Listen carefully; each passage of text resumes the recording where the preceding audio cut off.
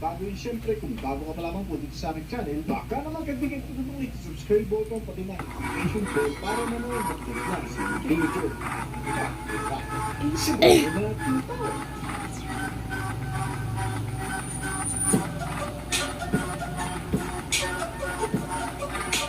Ang una sa listahan natin ay ang Isuzu D-Max. Ay isang mid-size pick-up truck na pinalag sa taglay nitong katibayan at pagiging maaasahan. Paano ang modelo ito ng iba't ibang opsyon at configuration depende sa variant na bibilhin mo.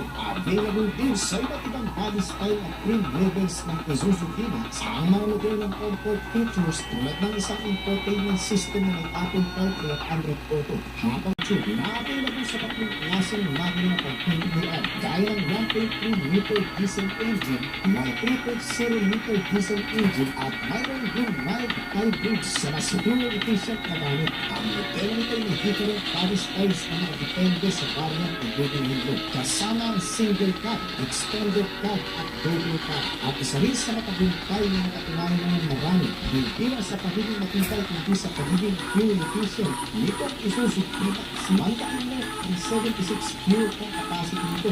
Ayon sa ilang mga car online, kayang umabot sa 1,520 na kilometro o 20 km per meter. Gamit ang D-Max na matitibay ng level 20 na nakadesign for durability. Nilagyan rin ang modelo nito ng advanced infotainment system na may kasamang mga connectivity features Apple CarPlay at Android Auto. Pagdating naman sa mga safety features, ginagamit ang modelo nito ng engine room at